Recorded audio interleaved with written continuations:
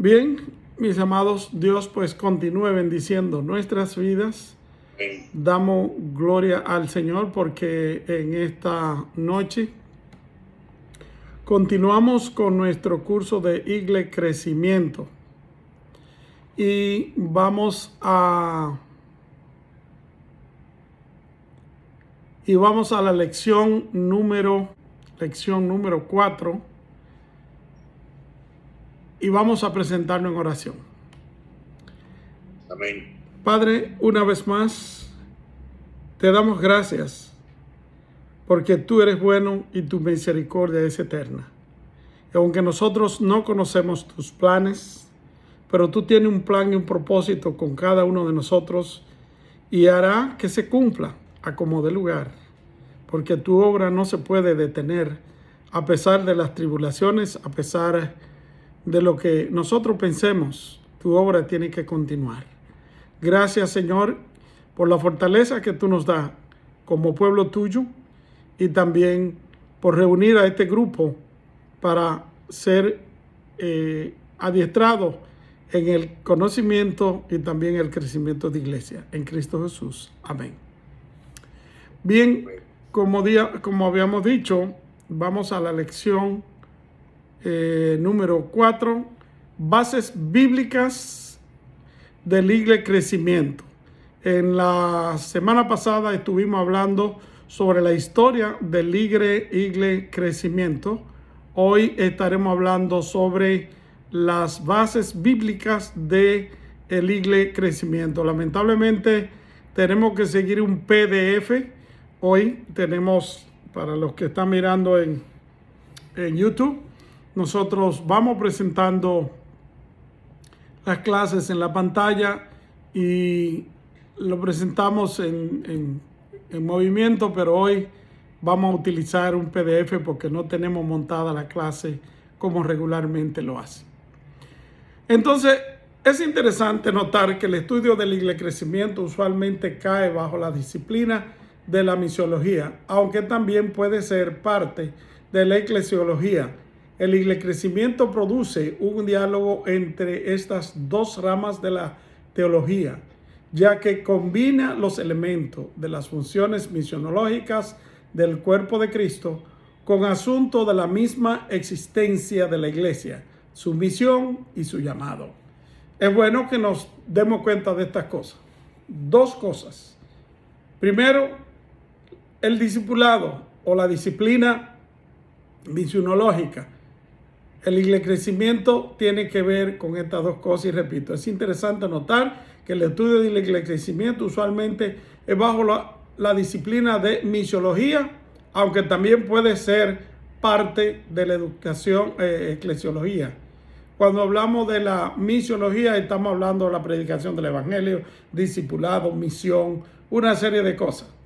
Pero cuando hablamos de eclesiología estamos hablando de la formación de la iglesia, la cultura de la iglesia, una serie de cosas que nosotros debemos conocer cuando andamos bregando con asuntos de iglesia. Entonces, muchos misionólogos recalcan que la función de la iglesia implica involucrarse en la misión de Dios en el mundo, misión de Dios en el mundo. Por la definición, ser iglesia es parte de estar en la misión. La iglesia que no está envuelta en la misión, entonces no está cumpliendo su rol como iglesia. Ser iglesia es parte de estar en misión. Así como vemos también al fuego arder, vamos a la iglesia misionando, o sea, vemos a la iglesia misionando, o sea, la iglesia en la misión. O como dijo Emil Brunner, la iglesia es la misión, lo que el fuego a la combustión. La esencia de la iglesia implica estar en misión hacia un mundo perdido, quebrantado, adolorido. Gran parte de esta misión es fomentar que la iglesia crezca integralmente y se multiplique. Por esa razón, tenemos el tema del Iglesia Crecimiento, porque gran parte del trabajo de la misión de la iglesia es con el propósito de que la iglesia crezca integralmente y se multiplique.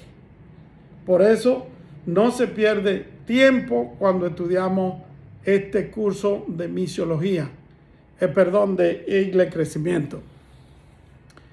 El Iglesia Crecimiento también y la palabra de Dios, allí dice, toda la Biblia vibra con expectación desde el salmista y el profeta hasta el evangelista y el apóstol, incluido el propio Señor. Si la Biblia aún incluida el propio Señor aún nos habla de la difusión de la experiencia de la salvación y la incorporación de los salvados a su hermandad. Cuando predicamos la palabra de Dios. La palabra de Dios es la buena nueva que el Señor Jesús vino a predicar. Entonces, el propósito por el cual se predica es para que las almas se salven. Y cuando las almas se salvan, entonces se unen a un grupo grande que se llama la comunidad de la iglesia. O sea, que se une en una hermandad que nosotros llamamos la iglesia. Por eso, vámonos deteniendo. Usted vaya tomando nota, vaya sufrayando, vaya buscando la lectura en su libro, porque muchas de estas cosas usted necesita conocerlas y predicarlas cuando usted comunica el mensaje y entenderla más que todo. El Nuevo Testamento emplea varias imágenes para descubrir a la iglesia. Cada una de ellas expresa como metáfora o como ejemplo algún aspecto esencial de lo que la comunidad de fe en Cristo Jesús. Muchas de estas imágenes proyectan una expectativa de crecimiento para la iglesia. Queda claro que Dios quiere que su cuerpo crezca. Queda claro que Dios quiere que su cuerpo crezca. Creo que al principio, en la primera lección, estuvimos hablando de que si un niño nace y ese niño se queda del mismo tamaño que nació, la mamá lo lleva al médico. Creo que está en uno de los videos que yo tengo en YouTube, de por qué mi iglesia no crece. Habla de eso. Si la mamá no se preocupa y el papá por ver por qué el niño no crece, bueno, es porque creen que el niñito se va a quedar todo el tiempo del mismo tamaño, pero lo que sucede es que eso nunca sucede así. El niño crece, crece y crece, y los padres entonces son los que hacen o preparan el ambiente natural para que este niño crezca, se desarrolle, tanto físicamente como intelectualmente. Entonces, si nosotros usamos como metáfora a un niño para decir lo que es un creyente, entenderemos que nace de nuevo, según nos dice la Biblia en el libro de San Juan, capítulo 3, que el Señor le dijo a Nicodemo, te es necesario nacer de nuevo. Después que una persona nace de nuevo, entonces viene el crecimiento en Dios. Hay un libro que yo escribo para recién convertidos, que usted lo puede conseguir en sus páginas de Google, que se llama En sus brazos tiernos. Se llama Brígido Cabrera, En sus brazos tiernos. Usted puede bajarlo, está gratis, está en portugués, está en español, para los curiosos, ¿no? Así que analizaremos las funciones básicas de la iglesia en su llamado a ministrar al y con el mundo. Veremos cada función a que la iglesia fue comisionada. Es dinámica y ética. Estas funciones bien coordinadas, dirigidas, son la llave del crecimiento integral. Estudiaremos además, por lo tanto, ciertos aspectos de lo que la Biblia dice que la iglesia es y lo que hace a medida que crece para la gloria de Dios. Recuerden que en todo lo que estudiamos tenemos una base que es la Biblia, la palabra de Dios. Vamos a ver cuando la Biblia menciona la imagen de iglesia en el Nuevo Testamento como un edificio. A la iglesia se le llama edificio o edificación de Dios en 1 Corintios 3:9. Aunque muchos de los edificadores rechazaron la piedra que Cristo representa, este edificio lo tiene a él por piedra angular. Piedra angular. Quisiera quizás, si alguno de ustedes tiene conocimiento de lo que es la piedra angular, que dé algún corto comentario, si entienden lo que es la piedra angular. Bueno, los griegos cuando iban a construir, ellos tenían unas medidas y ellos tenían una piedra para poner, y era esa piedra lo principal para medir todos los ángulos, le decían la piedra angular, y de ese contexto ellos sacan que Cristo es la piedra angular. Yo no sé si alguno de ustedes ha estudiado ingeniería, pero yo tengo un poco de conocimiento de ingeniería porque yo estudié casi una ingeniería electromecánica. Casi terminé y conozco un poco de eso, pero en las construcciones de los grandes edificios hay un punto que se le llama la línea geodésica, que es justamente como quien dice donde reposa todo el peso del edificio. El que logra conseguir dónde está ese punto, o sea, la línea geodésica del edificio, con un mínimo golpe puede tumbar el edificio. Lo difícil está en conseguirlo. Pero los científicos que saben de eso pueden fácilmente entenderlo. Cuando tumbaron las Torres Gemelas, yo estaba viajando en un carro con mi amigo Andrés en Toronto. Lo iba a llevar al aeropuerto. Y cuando estábamos escuchando la radio que dijeron que habían tumbado, que un avión había chocado con una de las torres, que estaba todavía el corre-corre, qué es lo que va a pasar, esto y que lo otro. Nosotros nos metimos en un restaurante donde había televisión para desayunar y para ver las noticias. Cuando nos metimos a ver las noticias, no bien nos sentamos, otro avión impactó la segunda torre. Y yo estoy hablando con Andrés y le dije, Andrés, si esto es un ataque lo que está viendo en las torres, hay posibilidad de que esas torres se caigan. Porque le dije, hay una línea que se llama así, así, así, así, que los constructores utilizan. Los ingenieros saben dónde se consigue. Y si una persona sabe cuál es esa línea, puede derribar el edificio. Y si esa es la línea que estos tipos le han dado al edificio, se va a caer. No bien estamos hablando de eso cuando la gritería de la gente que se cayó el primer edificio y ¡boom! Se cayó el segundo edificio. Nosotros no despertábamos del asombro, mirando en la televisión cómo la gente se tiraban de los edificios, cómo la gente lloraba, corrían despavoridos y todo. Nosotros mirando en la televisión el caos que estaba sucediendo allí. Entonces, cuando se habla de la piedra angular, se está hablando de la base principal sobre la cual un edificio reposa.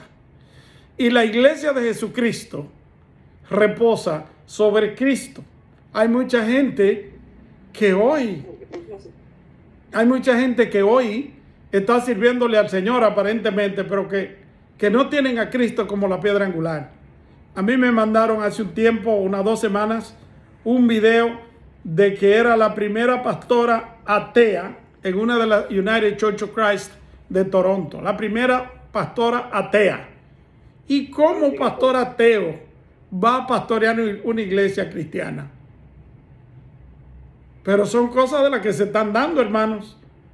Un ateo siendo pastor, enseñándole a la gente la palabra de Dios.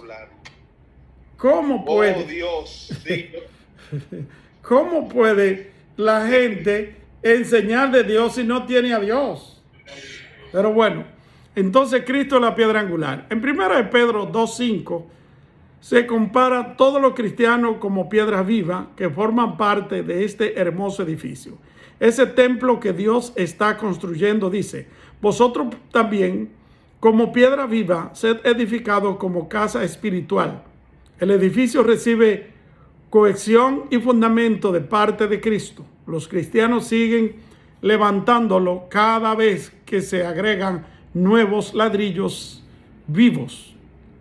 La imagen se presenta muy bien para expresar que se trata de algo que sigue en proyecto de construcción y que continuará creciendo tanto hacia los lados como hacia arriba. El edificio se está agrandando, la iglesia está creciendo, según Efesios capítulo 2. Y seguimos.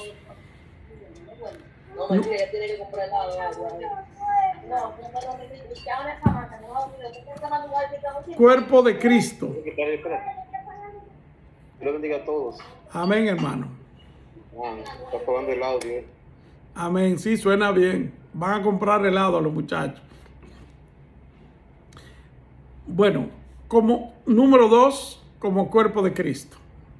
En 1 Corintios, capítulo 12, tenemos la imagen de la iglesia como cuerpo y cuerpo de Cristo. Vosotros, pues, sois el cuerpo de Cristo y miembros cada uno en particular, según el verso número 27. Este capítulo nos enseña que hay un solo cuerpo, que existen muchos miembros que le pertenecen. El cuerpo es algo que permanece unido y crece. Efesios 4:12. En Efesios 4:11 dice que a uno le dio Dios dones de profeta, apóstoles, evangelistas, pastores y maestros, a fin de perfeccionar a los santos para la edificación del cuerpo de Cristo, hasta que todos alcancemos la unidad de la fe y del conocimiento del Hijo de Dios, a la estatura de un varón perfecto.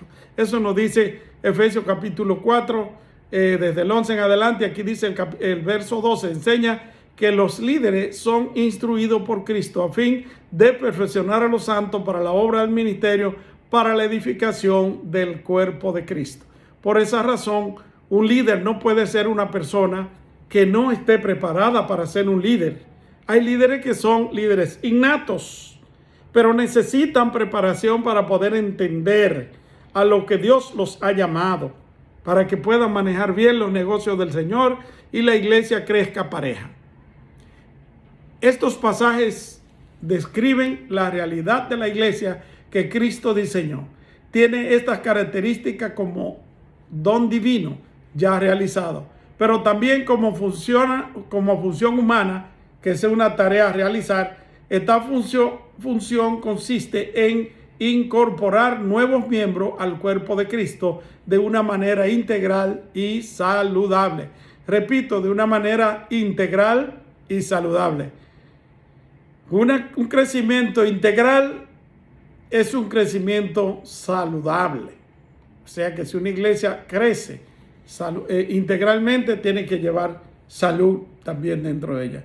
Pero en Colosenses capítulo 2, verso 19, continúa este pensamiento al decir que todo el cuerpo, nutriéndose y uniéndose por las coyunturas y ligamentos, crece con el crecimiento que da Dios. No cabe duda de que la imagen del cuerpo de Cristo también se presta para expresar nutrición, fortalecimiento, edificación, crecimiento. Dios quiere que su iglesia crezca. Y repito, fortalecimiento. Primero, nutrición. Nutrición tiene que ver con el alimento. Fortalecimiento tiene que ver como uno recibe el alimento y lo hace de uno. Edificación habla de la manera en que uno va cambiando el lenguaje. Y el crecimiento en estatura. Dice la Biblia, hasta que todos alcancemos la unidad de la fe, a la estatura de un varón perfecto. Nosotros hemos sido llamados a crecer a la estatura de Cristo. Es un poco difícil, no vamos a decir que es fácil, pero Dios nos ha llamado a hacer eso, y si Él nos ha llamado a hacer eso, es porque se puede. ¿Qué ustedes piensan con eso? Hay muchas iglesias que dicen que no se puede.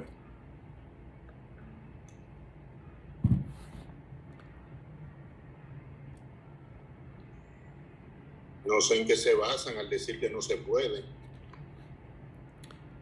Bueno, muchas personas se basan en decir que nosotros somos humanos y que Cristo era humano y era Dios al mismo tiempo, o es humano y Dios al mismo tiempo, y que nosotros nunca podremos alcanzar la estatura que Él creció porque nosotros no tenemos esa doble naturaleza que Él tenía, que era Dios y hombre a la vez.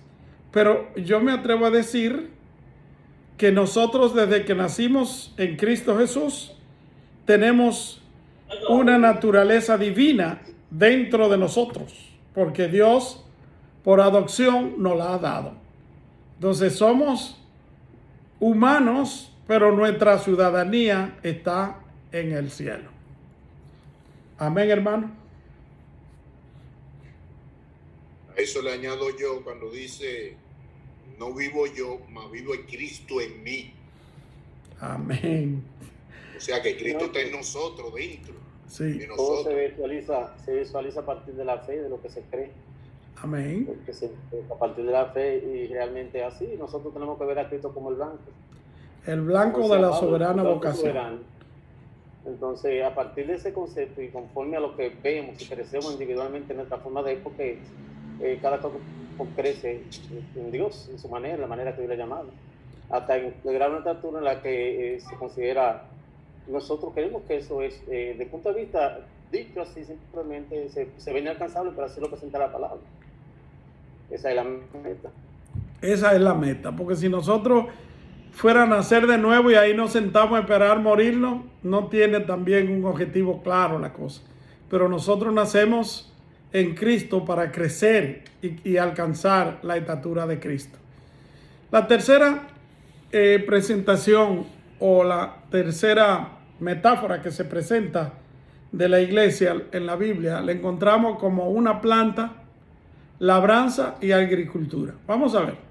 Las escrituras en 1 Corintios 3, 6 al 9 y en Juan 15, 1 al 5, Mateo 21, 33 al 34 también comparan la iglesia con una planta, con la labranza de Dios y con los pámpanos que crecen en la vid. En cada instancia, la comparación sirve para traer un punto diferente, pero siempre enfocar algo vivo, que crece, que madura, que se enraiza en los propósitos de Dios para su pueblo. Por ejemplo, Pablo dice que él plantó, que Apolos regó, pero que Dios dio el crecimiento. La imagen de la planta, por lo tanto, unifica ambos aspectos del crecimiento de la iglesia: la iniciativa divina y la colaboración humana. Cuando Pablo dice, yo sembré, Apolos regó, está comparando con un plantador, uno que siembra un grano de trigo o de maíz o de lo que sea. Viene otro, luego echa agua, lo cultiva, le da ayuda, pero todo eso depende de Dios si le da crecimiento o no. Ustedes entienden claramente que muchas veces usted siembra 3 granos de trigo o de maíz y solo uno lleva fruto, hay otros que se secan. Pero del que crece y lleva fruto, usted habla mucho porque dio fruto. Del que no, usted no habla. ¿Por qué? Porque es un proceso natural. Y usted sabe que no todo lo que usted siembra va a crecer igual. Bueno, en Juan 15 la Biblia dice que todo pámpano que no lleva fruto será quitado. Este fruto tiene que ver con practicar la ley del amor y guardar los mandamientos de Dios. El Padre quiere que llevemos muchos frutos, que llevemos mucho fruto. Y Él dice que separado de Él, nada podemos nosotros hacer. Bueno, vamos a ver qué nos dice Mateo 21, 33 al 46. También se desarrolla la idea de la iglesia y del reino como una gran viña. La parábola en sí contiene un significado teológico más importante, pero no le resta el hecho de que la imagen se construya en base a una viña que da fruto.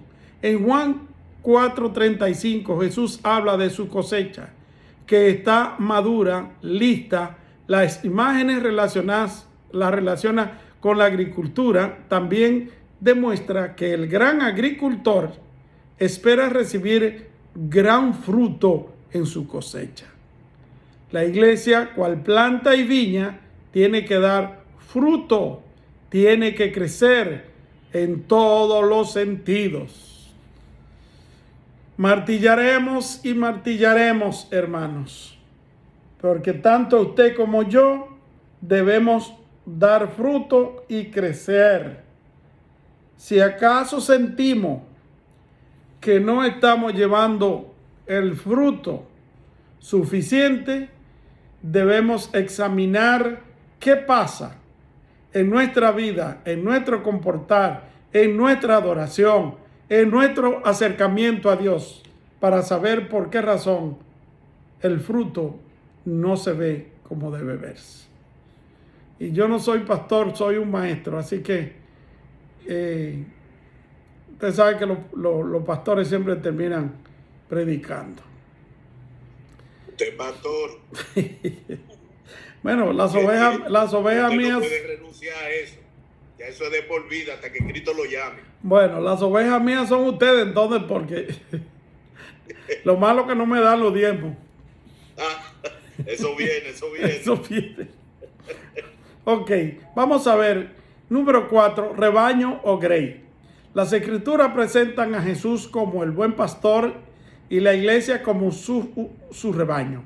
Jesús vino para la casa de Israel, pero también a salvar a los gentiles. Por eso les dice a los judíos: también tengo otras ovejas que no son de este redil.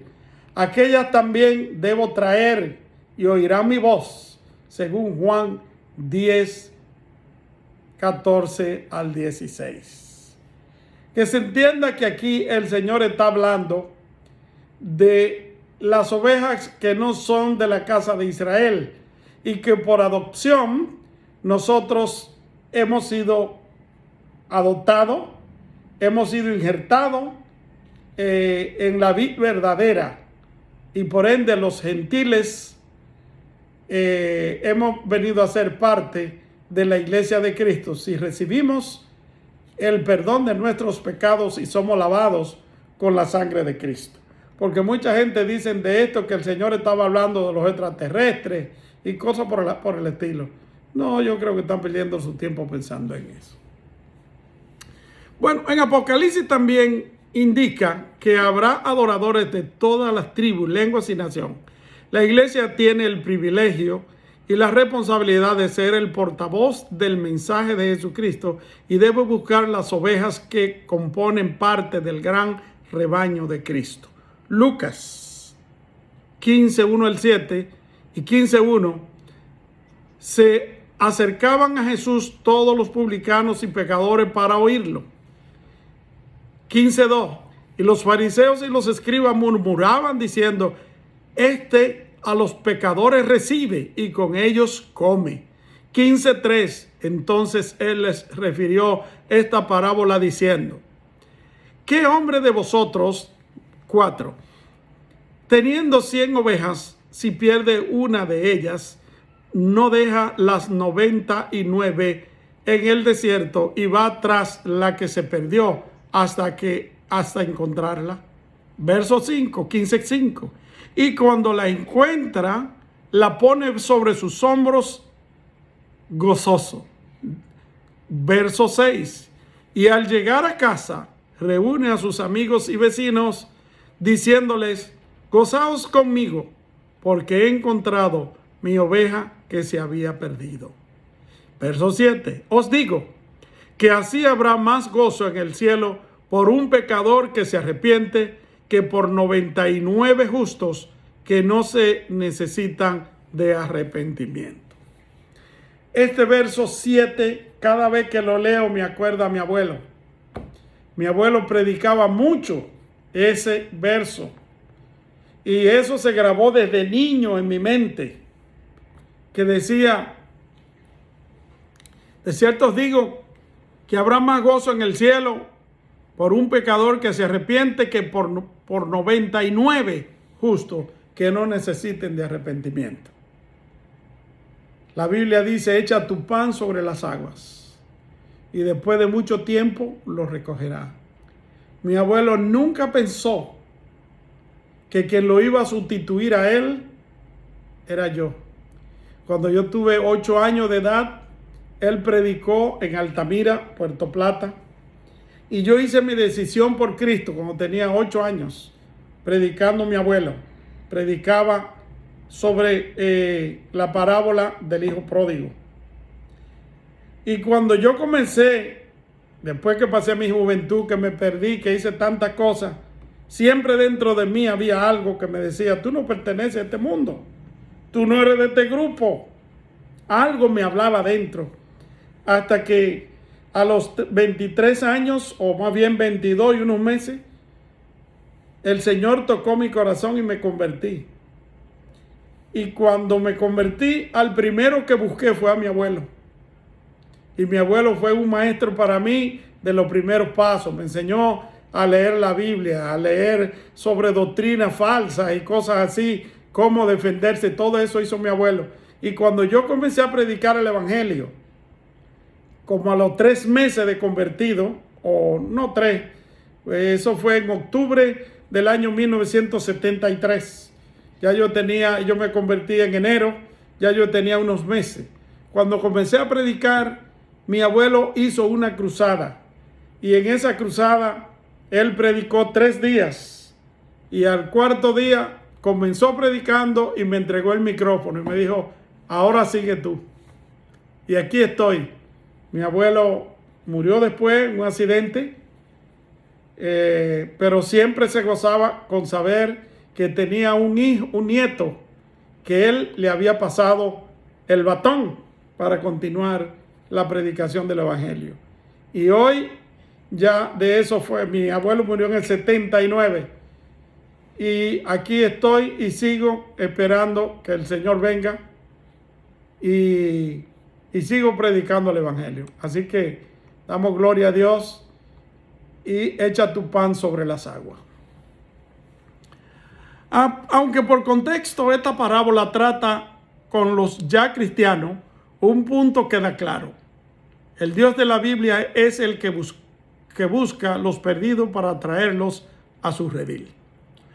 La iglesia, por lo tanto, es un rebaño de ovejas que le pertenecen al Padre. El pastor de pastores, Jesucristo, instituyó a otros pastores líderes que también apacientan las ovejas, ayudan a edificar el cuerpo y siguen en busca de las ovejas perdidas.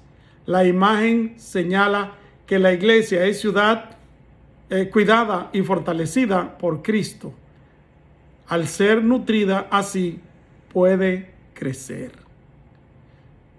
Bueno, la quinta, una nación santa. Mas vosotros sois linaje escogido, real sacerdocio, nación santa, pueblo adquirido por Dios, para que anunciéis las virtudes de aquel que os llamó de las tinieblas a su luz admirable.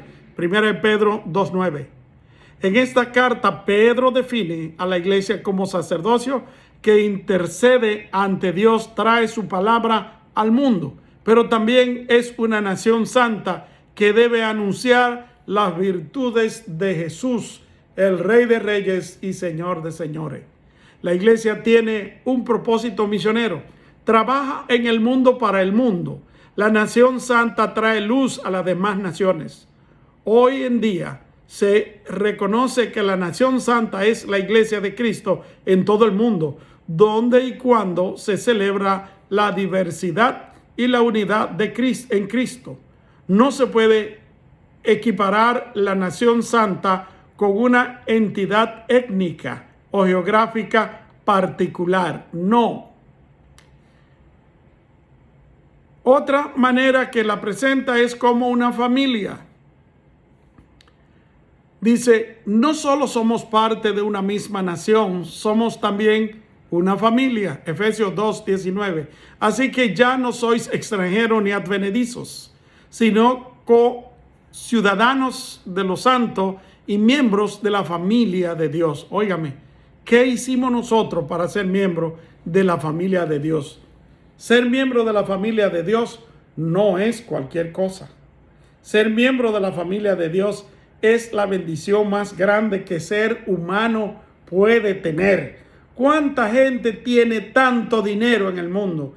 ¿Cuánta gente morirá con su dinero y se pudrirá con su dinero? Y no hacen nada por la obra de Dios.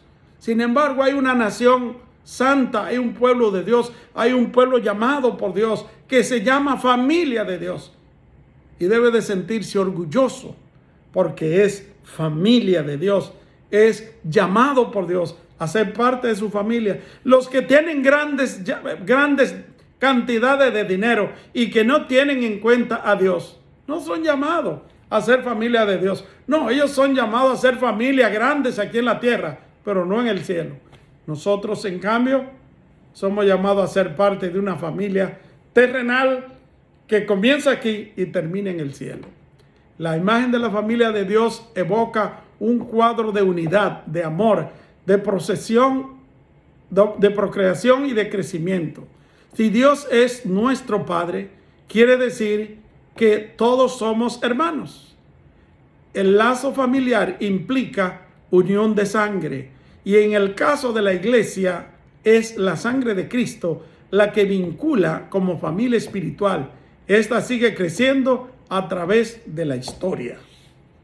Y dígame que no es así. Estamos creciendo. Número 7. Somos embajadores de Cristo como iglesia. En 2 Corintios 5:20 dice, así que somos embajadores en nombre de Cristo. Como si Dios rogase por medio de nosotros, os rogamos en nombre de Cristo, reconciliaos con Dios. Pablo indica que somos embajadores en nombre de Cristo. El embajador representa a un rey o a un gobernante de un país en otra tierra. Aunque en el sentido estricto, Pablo y Timoteo son los embajadores aquí mencionados.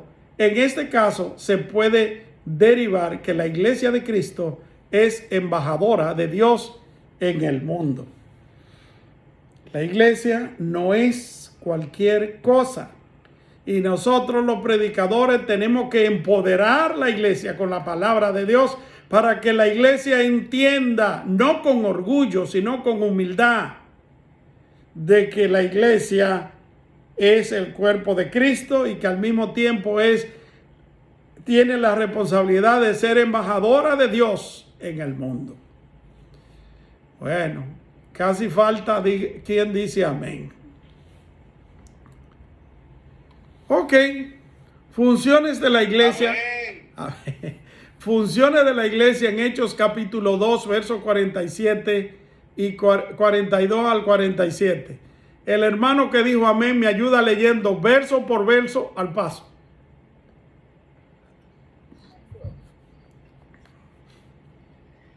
Funciones de la iglesia en Hechos capítulo 2, 42, 47. 2, 42. Y perseveraban en la doctrina de los apóstoles, en la comunión unos con otros, en el partimiento del pan y en las oraciones. 43.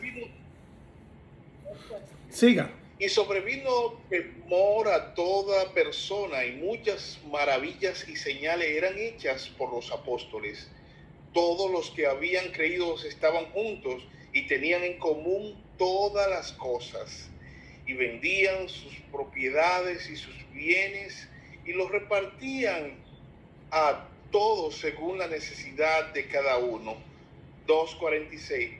Perseverando unánime cada día en el templo y partiendo el pan en las casas, comían juntos con alegría y sencillez de corazón. 2:47. Alabando a Dios y teniendo favor con todo el pueblo.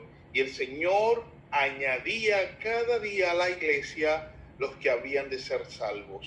Vamos a ver ahora en detalle cada una de estas cosas más adelante. La Biblia desde Génesis a Apocalipsis tiene abundante evidencia de que Dios está en misión en su creación. Pero cuando reflexionamos en la función de la iglesia, instrumento central de Dios para extender su reino, pensamos en aquella que se inició en este pasaje tan conocido como es el libro de los Hechos, capítulo 2, en el día de Pentecostés. En Hechos 2:42 al 47, sin embargo, se vislumbra a la iglesia en su primer amor, cumpliendo las funciones y los propósitos que Cristo por lo que Cristo la fundó. Bueno, un momentito.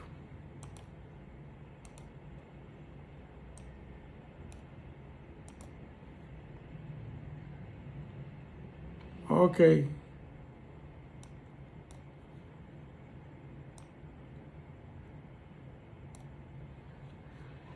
Él mismo dijo, yo edificaré mi iglesia. Jesús glorifica al Padre, edificando su iglesia y extendiendo su reino.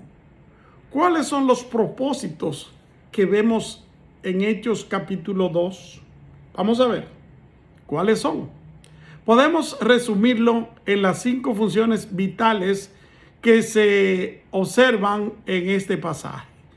El discipulado, la adoración, la comunión, el servicio, del servicio y ministerio y la evangelización.